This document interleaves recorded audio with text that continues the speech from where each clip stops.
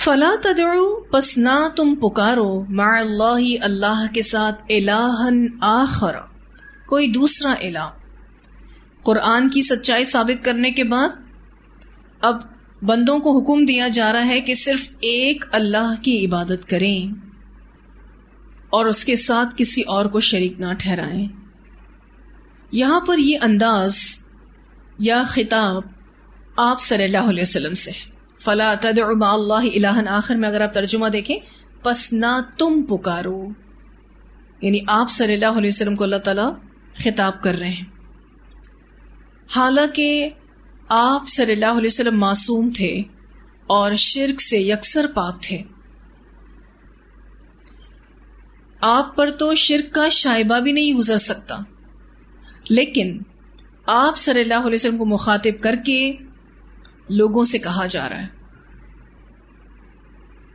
اگرچہ رسول اللہ صلی اللہ علیہ وسلم اللہ کے معزز اور مکرم بندے تھے، لیکن بالفرض اگر آپ صلی اللہ علیہ وسلم سے بھی شرک ہو جائے تو اللہ تعالیٰ یہاں فرماتے ہیں فتکونا، ورنہ تم ہو جاؤ گے من المعذبین، عذاب دیے جانے والوں میں سے، تو آپ کو بھی عذاب دے دیا جائے گا۔ دوسرے لوگ شرک کے عذاب سے کیسے بچ سکتے ہیں؟ صرف بات میں تاکید لانے کے لیے رسول اللہ صلی اللہ علیہ وسلم کو خطاب کیا جا رہا ہے۔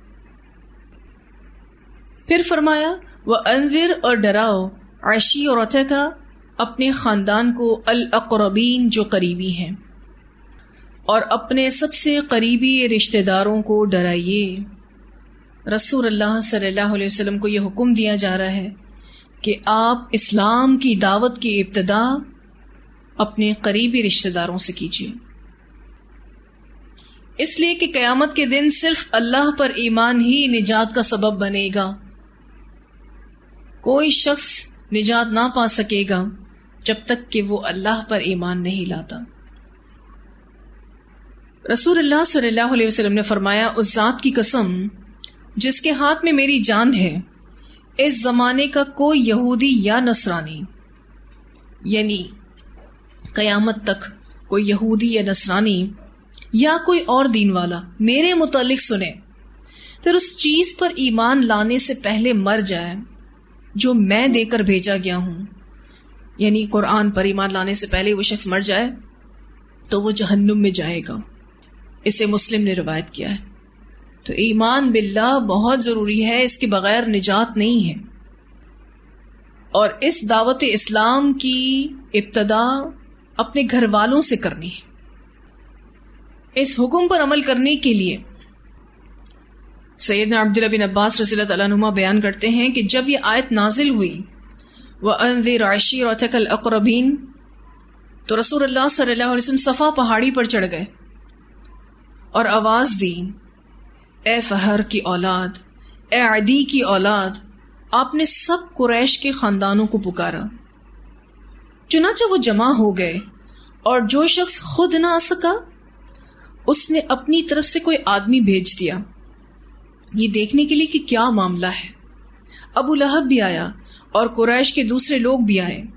نبی اکرم صلی اللہ علیہ وسلم نے فرمایا، دیکھو، اگر میں تم سے بیان کروں کہ کچھ سوار تم پر حملہ کرنے کے لیے اس وادی میں جمع ہے تو کیا تم میری بات سچ مانو گے؟ انہوں نے کہا ہاں، کیونکہ ہم نے آپ کو ہمیشہ سچ بولتا ہوا دیکھا ہے۔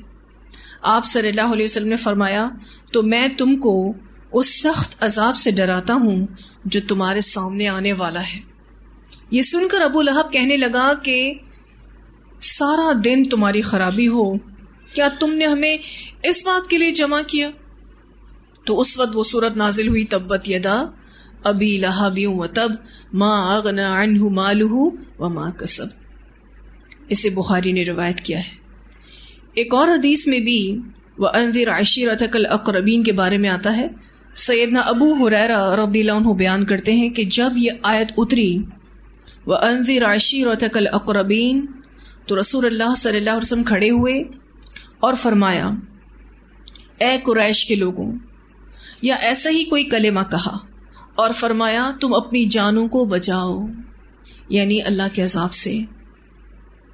اور آپ صلی اللہ علیہ وسلم یہ کہنا چاہ رہے تھے کہ اگر تم کفر و شرک سے باز نہ آئے تو میں اللہ کے سامنے تمہارے کچھ کام نہیں آ سکتا۔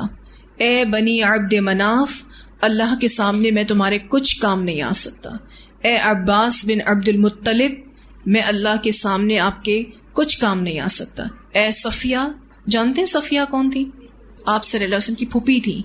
اے اللہ کے رسول صلی اللہ علیہ وسلم کی پھوپھی، میں اللہ کے سامنے تمہارے کچھ کام نہیں آ سکتا۔ اے فاطمہ، محمد صلی اللہ علیہ وسلم کی بیٹی، میرے مال میں سے جو چاہو مجھ سے مانگ لو، میں اللہ کے ہاں تمہارے کچھ کام نہیں آ سکتا۔ اسے بخاری نے روایت کیا ہے۔ یعنی تمام رشتہ داروں کو آپ صلی اللہ علیہ وسلم نے اللہ کی طرف بلایا اور یہ واضح کر دیا کہ رشتہ داریاں کل کام نہیں آئیں گی۔ کسی کا نبی اکرم صلی اللہ علیہ وسلم کے ساتھ کوئی رشتہ ہے، پھوپھی کا، چچا کا، بیٹی کا، کام نہیں آئے گا جب تک کہ وہ خود عمل نہیں کریں گے، ایمان نہیں لائیں گے۔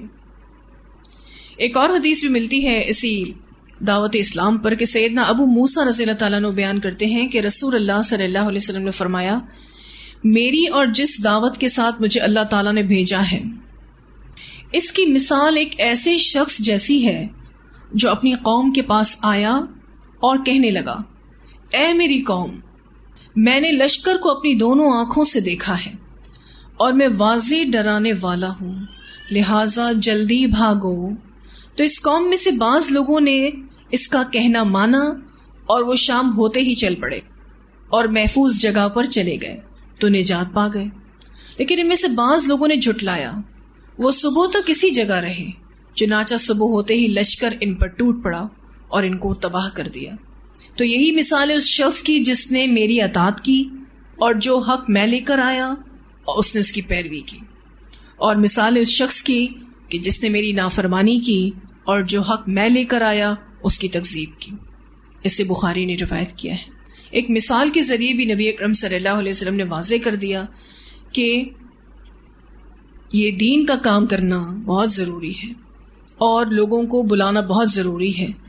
پھر دو طرح کے لوگ آپ کو ملیں گے، ایک جو مان جائیں گے اور ایک جو انکار کر دیں گے۔ سوال یہ پیدا ہوتا ہے کہ آپ صلی اللہ علیہ وسلم کو اللہ تعالیٰ نے گھر والوں سے ابتدا کرنے کا کیوں کہا کہ آپ اس دعوت اسلام کی ابتدا گھر والوں سے کہیں؟ اس کی پہلی وجہ تو یہ ہے کہ حسن سلوک کے پہلے حقدار گھر والے ہوتے ہیں، تو خیر و بلائی کا آغاز گھر والوں سے ہونا چاہیے کہ کیوں سب سے پہلے رشتہ داروں کو بتانا ضروری ہے۔ دوسرا، اگر گھر والے مان جاتے ہیں تو وہ مددگار بن جاتے ہیں، ساتھ ہو جائیں گے، مل کر کام کریں گے، سپورٹیو ہو جائیں گے۔ تیسرا، استقامت کے لیے بھی ضروری ہے۔ گھر والوں کی طرف تبلیغ کرنا سب سے پہلے اس لیے ضروری ہے کہ اس سے استقامت آتی ہے، آپ جم کر کام کر سکتے ہیں۔ تو اس حکم کی پہلی حکمت کہ حسن سلوک کے حقدار گھر والے ہوتے ہیں، خیر و بھلائی کی ابتدا یا آغاز گھر سے کرنا چاہیے، اور دوسرا، گھر والے اگر مان گئے تو وہ مددگار بن جائیں گے، اور تیسرا، استقامت کے لیے ضروری ہے کہ گھر والے ساتھ ہوں۔ اور اس کی ایک اور بھی حکمت تھی، وہ یہ کہ یہ ہر نبی کا طریقہ تھا، اسی لیے یہ طریقہ رسول اللہ صلی اللہ علیہ وسلم کو بھی دیا گیا۔ جیسے کہ ہم نے حضرت ابراہیم علیہ السلام کے بارے میں پڑھا تھا، تو انہوں نے اپنی اس تبلیغ کا آغاز کن سے کیا؟ اپنے والد آزر سے کیا۔ پھر فرمایا گیا وَاخْفِضْ جَنَاحَكَ، اور جھکا دو اپنا بازو، لمن اتبعک، واسطے اس کے جو پیروی کرے آپ کی، من المؤمنین، مومنوں میں سے۔ اب ربط مضمون سے تو یہ معلوم ہوتا ہے کہ جو قریبی رشتہ دار ایمان لے آئیں تو آپ ان کے ساتھ تواضع سے پیش آئیں، آپ ان کے ساتھ ہمبل ہو جائیں، اپنا بازو ان کے لیے جھکا دیں، یعنی جو مومن بن جائے اس کے ساتھ شفقت اور نرمی کا برتاؤ کیجیے۔ تاکہ ان کے دلوں میں ایمان راسخ ہو جائے، ان کے دلوں میں ایمان رچ بس جائے۔ اس بارے میں ہم سورہ آل عمران میں بھی پڑھ چکے ہیں۔ اللہ تعالیٰ فرماتے ہیں فَبِمَا رَحْمَةٍ مِّنَ اللَّهِ لِنْتَ لَهُمْ وَلَوْ كُنْتَ فَظًّا غَلِيظَ الْقَلْبِ لَانفَضُّوا مِنْ حَوْلِكَ، سورہ آل عمران آیت 159۔ بس اللہ کی طرف سے بڑی رحمت کی وجہ سے آپ ان کے لیے نرم دل ہیں، اگر آپ سخت دل ہوتے تو یقیناً یہ آپ کے ارد گرد سے منتشر ہو جاتے۔ اس بارے میں آپ نے سورۃ توبہ میں بھی پڑھا تھا، آیت 128، لَقَدْ جَاءَكُمْ رَسُولٌ مِّنْ أَنفُسِكُمْ عَزِيزٌ عَلَيْهِ مَا عَنِتُّمْ حَرِيصٌ عَلَيْكُمْ بِالْمُؤْمِنِينَ رَءُوفٌ رَحِيمٌ، بلا شبہ یقیناً تمہارے پاس تمہیں میں سے ایک رسول آیا ہے، اس پر بڑا شاک ہے کہ تم پر مشقت پڑ جائے، وہ تم پر حرص رکھنے والا ہے، یعنی سب کے ایمان لانے کی حرص رکھتے تھے آپ صلی اللہ علیہ وسلم، اور مومنوں پر بہت شفقت کرنے والا اور نہایت مہربان ہے۔ تو آپ صلی اللہ علیہ وسلم کو یہاں کہا جا رہا ہے کہ آپ مومنوں کے ساتھ شفقت اور نرمی کا برتاؤ کیجیے تاکہ ان کے دل میں ایمان رچ بس جائے۔ رسول اللہ صلی اللہ علیہ وسلم کا حسن اخلاق ہم سب بہت اچھے سے جانتے ہیں کہ آپ سے اخلاق میں کوئی بھی اعلیٰ نہیں تھا، آپ اخلاق کی تعمیل کے لیے آئے تھے، کمپلیشن کے لیے آئے تھے۔ اس بارے میں کچھ احادیث ہیں، سیدنا انس رضی اللہ تعالیٰ عنہ بیان کرتے ہیں کہ رسول اللہ صلی اللہ علیہ وسلم حسن اخلاق میں سب سے بڑھ کر تھے۔ میرا ایک بھائی تھا جس کا نام ابو عمیر تھا، وہ ابھی دودھ چھڑائی عمر ہی کا تھا، تو نبی اکرم صلی اللہ علیہ وسلم جب کبھی تشریف لاتے تو اس سے مزاحن فرماتے، اے ابو عمیر تیری ننھی سی چڑیا نے کیا کیا ہے؟ اب ان کی جو چڑیا تھی جن سے یہ کھیلا کرتے تھے وہ فوت ہو گئی، تو آپ صلی اللہ علیہ وسلم نے ان سے پوچھا، اے ابو عمیر تیری ننھی سی چڑیا نے کیا کیا، یعنی تجھے داغ مفارقت دے گئی، جدائی دے گئی ہے۔ وہ چڑیا کے ساتھ کھیلا کرتے تھے، اسے بخاری نے روایت کیا ہے۔ اسود بن یزید نخعی رحمہ اللہ سے روایت ہے کہ میں نے سیدہ عائشہ رضی اللہ تعالیٰ عنہا سے پوچھا کہ رسول اللہ صلی اللہ علیہ وسلم اپنے گھر میں کیا کیا کرتے تھے، تو وہ فرماتی ہیں کہ آپ اپنے اہل خانہ کی حاجات اور ضروریات میں ہاتھ بٹاتے تھے، اور جب نماز کا وقت ہو جاتا تو نماز کے لیے چلے جاتے تھے، اسے بخاری نے روایت کیا ہے۔ یہ رسول اللہ صلی اللہ علیہ وسلم ایک عام انسان کی طرح ایک شوہر کی ذمہ داریاں نبھانے والے تھے، اور اپنی فیملی کے آپ دیکھیں حاجات اور ضروریات میں ان کے ہاتھ بٹاتے تھے۔ ایک اور روایت میں آتا ہے، سیدہ عائشہ صدیقہ رضی اللہ تعالیٰ عنہ بیان کرتی ہیں کہ ان سے کسی نے پوچھا کہ گھر میں اللہ کے رسول صلی اللہ علیہ وسلم کی مصروفیت کیسی ہوتی تھی؟ اچھا، یہ سوال کیوں آتا تھا لوگوں کے ذہن میں؟ اتنے بڑے نبی ہیں، وہ گھر میں کیا کرتے ہیں؟ ان کی عام زندگی کیسی ہے؟ اور یہ ہر اس دائی کے بارے میں لوگوں کے ذہن میں سوال آتا ہے کہ شاید یہ تمام ذمہ داریوں سے بری ذمہ ہوتے ہیں تبھی وہ دین کا کام کر سکتے ہیں، حالانکہ ایسا نہیں ہے۔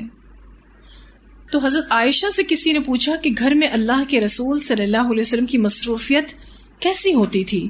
تو انہوں نے جواب دیا، آپ صلی اللہ علیہ وسلم بھی انسانوں میں سے ایک انسان تھے، آپ صلی اللہ علیہ وسلم اپنے کپڑوں کو خود پیوند لگا لیتے تھے، اپنی بکری کا دودھ دھو لیتے تھے اور اپنے کام خود کر لیتے تھے۔ اسے ابن حبان نے روایت کیا ہے۔ اس میں آپ دیکھیں تو رسول اللہ صلی اللہ علیہ وسلم ایک نارمل انسان کی طرح نظر آ رہے ہیں کہ جو اپنے گھر میں بالکل جیسے دوسرے لوگ کام کرتے ہیں ایسے یہ بھی کام کر رہے ہیں۔ گھر والوں کو یہ نہیں کہا کہ میں تو اللہ کا رسول ہوں، میرا عہدہ اتنا بڑا ہے، رسالت کا عہدہ ہے، میں سید المرسلین ہوں، تو میں یہ کام کروں، یہ تو میرے شایع نشان ہی نہیں ہے، پھر میں دین کا کام کیسے کروں گا؟ ایسی کہیں بات نظر نہیں آتی۔ کیونکہ اگر میں اور آپ بھی واقعی سچے داعی دین بننا چاہتے ہیں تو ہماری زندگی بہت ہمبل ایٹیٹیوڈ کے ساتھ ہونی چاہیے، دیندار مجالس میں بھی اور اپنے گھر والوں کے ساتھ بھی، تو ہی دین پھیلتا ہے۔ ہم سب کاموں سے خود کو الگ کر کے اور ہم کہیں کہ ہم دین کا کام کریں تو اس میں کیا مہارت ہے؟ ساری ذمہ داریوں کو پورا کر کے داعی دین بننا ہے وہ بھی سچا داعی دین، کہ خود بھی عمل کرنے والا ہو اور دوسروں کو بھی عمل کی موٹیویشن دینے والا. آپ دیکھیں ایسا شخص ہمیشہ انسپریشن ہوتا ہے جو گھر کی ذمہ داریوں کو بھی پورا کرے اور پھر دین کا بھی کام کریں، تو لوگ اپنے آپ کو اس سے کمپیئر کر پاتے ہیں، اس سے موازنہ کر پاتے ہیں. تو بڑا عجیب لگتا ہے نا اس طرح کی باتیں پڑھ کے کہ نبی اکرم صلی اللہ علیہ وسلم اپنے کپڑوں کو خود سی رہے ہیں، اپنی بکری کا خود دودھ نکال رہے ہیں، اپنے کام خود کر رہے ہیں، بلکہ اپنی فیملی کی بھی اگر کچھ حاجات اور ضروریات ہیں تو وہ بھی دیکھ رہے ہیں. لیکن جب نماز کا وقت آ جائے تو نماز کے لیے چلے گئے. پھر اس میں تاخیر نہیں، اس کو کہتے ہیں بیلنس، دین اور دنیا کا توازن. سیدنا انس بن مالک رضی اللہ تعالیٰ عنہ بیان کرتے ہیں کہ صحابہ کرام رضی اللہ عنہم کے دل میں نبی اکرم صلی اللہ علیہ وسلم سے بڑھ کر کسی شخص کی محبت نہیں تھی. سب سے زیادہ صحابہ کرام محبت اگر کرتے تھے تو رسول اللہ صلی اللہ علیہ وسلم سے کرتے تھے. اس کے باوجود بھی آپ کو دیکھ کر کھڑے نہیں ہوتے تھے. وجہ یہ تھی کہ وہ جانتے تھے کہ آپ اس کام کو ناپسند فرماتے ہیں. اسے ترمذی نے روایت کیا ہے. اللہ کے رسول صلی اللہ علیہ وسلم کو اچھا نہیں لگتا تھا کہ ان کی رسپیکٹ میں کوئی کھڑا ہو. حالانکہ ابھی ہم سیرت میں ایک بات پڑھ رہے تھے کہ نبی اکرم صلی اللہ علیہ وسلم نے جب غزوہ بنو قریظہ ہوا تھا تو جب سعد بن معاذ رضی اللہ تعالیٰ عنہ کو فیصلہ کرنے کے لیے بلایا تھا تو یہودیوں کو ہی کہا تھا کہ اٹھو اپنے سردار کے لیے اٹھو، یعنی ان کو ویلکم کرو، اٹھ کے ویلکم کرو. تو وہاں ہم نے یہ فکر پڑھی کہ اگر کسی بڑے کی رسپیکٹ میں خود سے کوئی کھڑا ہوتا ہے، اس بڑے کی چاہ نہیں ہے تو منع نہیں ہے. اور سب سے بڑے کون ہیں پھر انسانوں میں؟ اللہ کے رسول صلی اللہ علیہ وسلم. صحابہ کرام تو چاہتے تھے کہ اللہ کے رسول صلی اللہ علیہ وسلم کی رسپیکٹ میں کھڑے ہو جائیں، لیکن وہ کھڑے نہیں ہوتے تھے، اس لیے کیونکہ یہ چیز آپ صلی اللہ علیہ وسلم کو پسند نہیں تھی. تو اس لیے محبت کا تقاضا یہ تھا کہ آپ کے لیے کوئی ایسا عمل صحابہ کرام نہ کریں کہ جو آپ کو اچھا نہ لگے، آپ کو تکلیف پہنچے. تو یہاں اللہ کے رسول صلی اللہ علیہ وسلم سے کہا جا رہا ہے وَاخْفِضْ جَنَاحَكَ لِمَنِ اتَّبَعَكَ مِنَ الْمُؤْمِنِينَ فَإِنْ عَصَوْكَ، پھر اگر وہ نافرمانی کریں آپ کی، فقل تو کہہ دیجئے انی بے شک میں بری ذمہ ہوں مما تعملون، اس سے جو تم عمل کرتے ہو، یعنی میں تمہارے کوئی کام نہیں آ سکوں گا. اگر وہ تیری نافرمانی کریں تو کہہ دے ان سے کہ بے شک میں بری ہوں جو کچھ تم کرتے ہو. جو نہیں مانتا اسے صاف صاف کہہ دیجئے کہ میں قیامت کے دن تمہارے کوئی کام نہیں آ سکوں گا. وتوکل، اور توکل کیجئے، علی العزیز الرحیم، اوپر زبردست رحم فرمانے والے کے. آپ دیکھ رہے ہیں العزیز الرحیم، یہ صفات مستقل طور پر اس صورت میں. آپ پیچھے جب 7 اقوام کا ذکر پڑھے تھے تو وہاں پر بھی ہر واقعے کے اختتام پر اللہ تعالیٰ کی انہی 2 صفات کا ذکر ہوا تھا. یہاں پر اب نبی اکرم صلی اللہ علیہ وسلم کو یہ تیسرا حکم دیا جا رہا ہے کہ آپ اللہ پر بھروسہ کیجیے. وہ اللہ جس کی یہ صفت ہے العزیز اور الرحیم، یعنی اس کام میں جو مشکل آئے گی، اس کام میں جو پریشانیاں آئیں گی، آپ کو اللہ پر بھروسہ کرنا ہے. یہ جو بھروسے کے اوپر بات ہے تو اس پر ایک واقعہ نبی اکرم صلی اللہ علیہ وسلم کی زندگی سے ملتا ہے. سیدنا جابر بن عبداللہ رضی اللہ عنہما بیان کرتے ہیں کہ ایک مرتبہ رسول اللہ صلی اللہ علیہ وسلم نے کسی غزوے کے سلسلے میں نجد کی طرف سفر کیا جس میں وہ بھی شریک تھے. جب آپ واپس روانہ ہوئے تو وہ بھی آپ صلی اللہ علیہ وسلم کے ساتھ روانہ ہوئے. ایک وادی میں جہاں ببول کے درخت بکثرت تھے وہاں قیلولے کا وقت ہو گیا. چنانچہ آپ صلی اللہ علیہ وسلم نے قیلولہ کی غرض سے وہیں پڑاؤ کیا. صحابہ کرام رضی اللہ عنہم درختوں کے سائے کے لیے پوری وادی میں پھیل گئے. آپ صلی اللہ علیہ وسلم بھی ببول کے ایک درخت کے نیچے آرام فرما رہے تھے اور آپ نے اپنی تلوار اسی درخت سے لٹکا دی.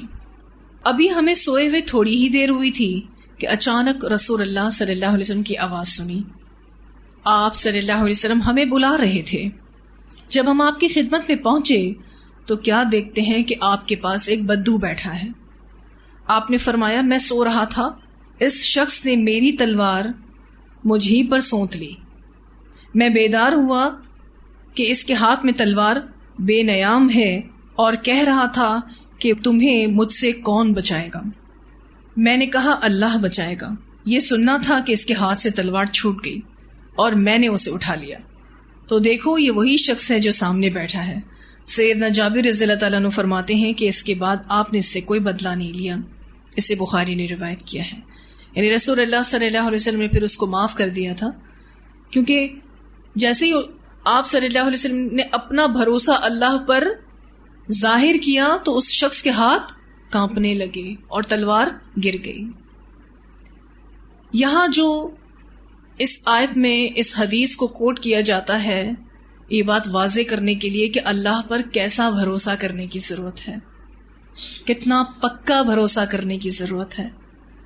جیسا بھروسہ ویسی مدد آئے گی، اتنا کانفیڈنس ہمارے اندر آئے گا اور سامنے والے شخص کے اندر اتنی ہی بے اعتمادی آئے گی جب ہمارا بھروسہ اللہ پر ہوتا ہے. تو الذی یراک، وہ ذات جو دیکھتی ہے آپ کو، حین تقوم، جس وقت آپ کھڑے ہوتے ہیں.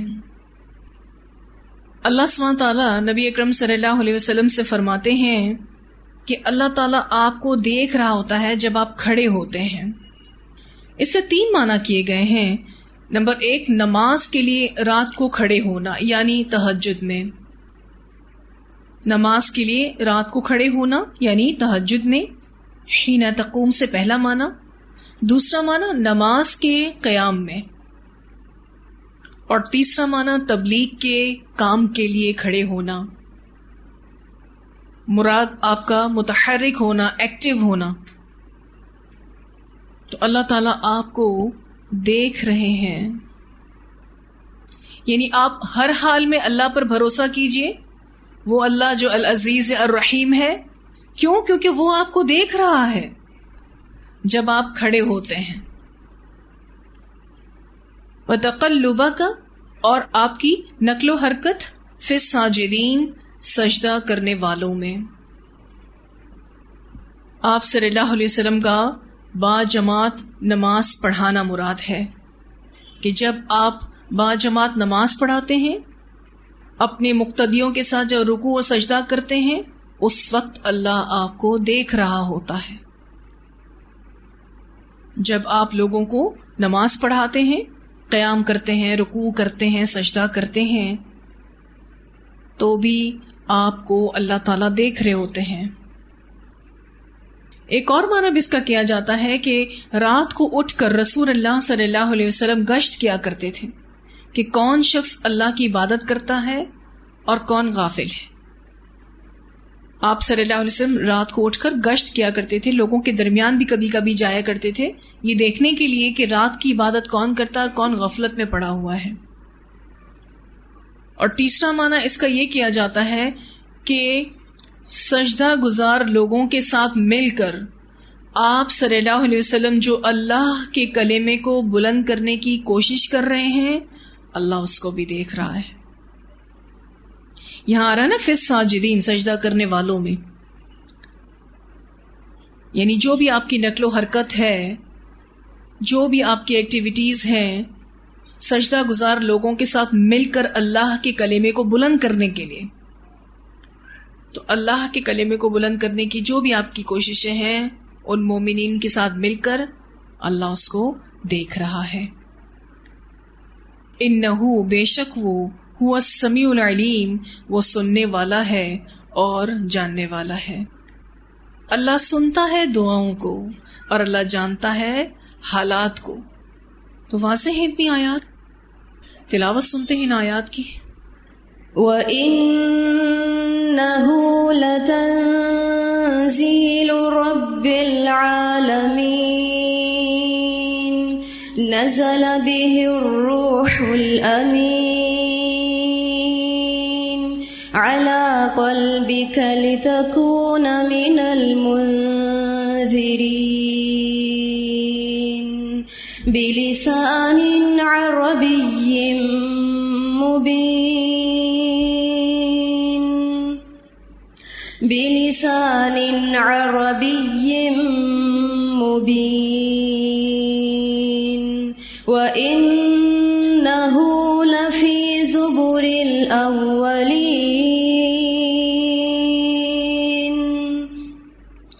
أولم يكن لهم آية أن يعلمه علماء بني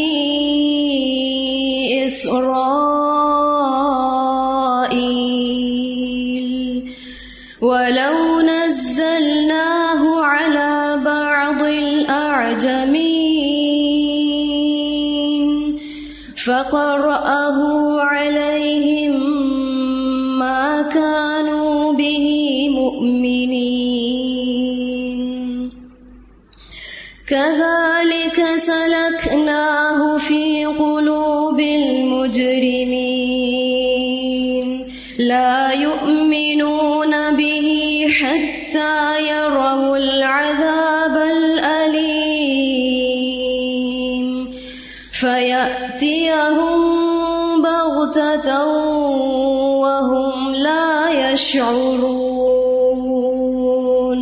فيقولوا هل نحن منظرون أفبعذابنا يستعجلون أفرأيت إن متعناهم سنين ثم جاءهم ما كانوا يوعدون ما أغنى عنهم ما كانوا يمتعون وما أهلكنا من قرية إلا لها منذرون وما أهلكنا من قرية إلا لها منذرون ذكرا وما كنا ظالمين وما تنزلت به الشياطين وما ينبغي لهم وما يستطيعون إنهم عن السمع لمعزولون فلا تدع مع الله إلها آخر فتكون من المعذبين وأنذر عشيرتك الأقربين وأنذر عشيرتك الأقربين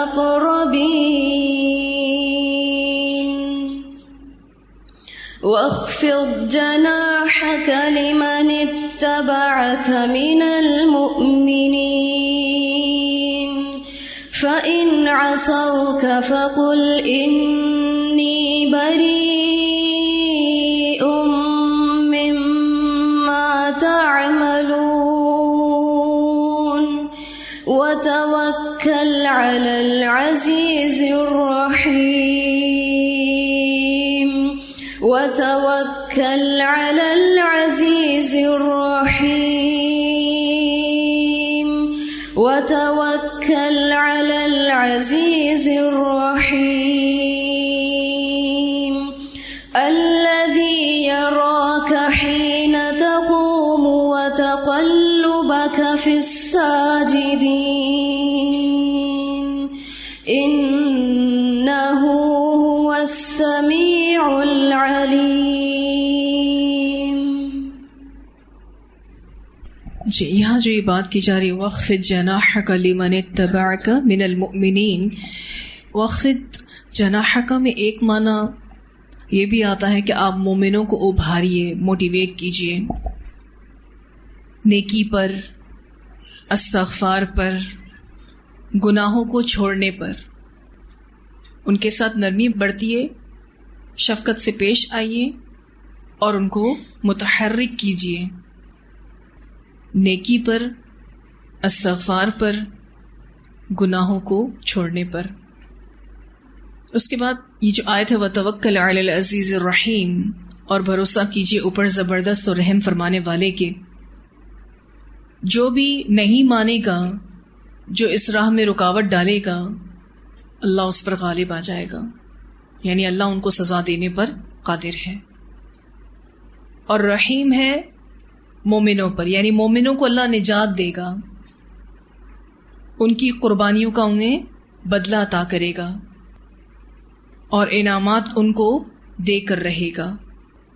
یہی دو صفات مستقل اس صورت میں آتی رہیں کہ جو نہ ماننے والا ہے اللہ اس پر غالب ہے، اس کو سزا دینے پر قادر ہے، اور جو مان جاتا ہے، جو مومن ہے، اس پر رحم فرمانے والا ہے، اس کو نجات دے گا، ان کی قربانیوں کا بدلہ انہیں عطا کرے گا اور انعامات ان کو دے کر رہے گا۔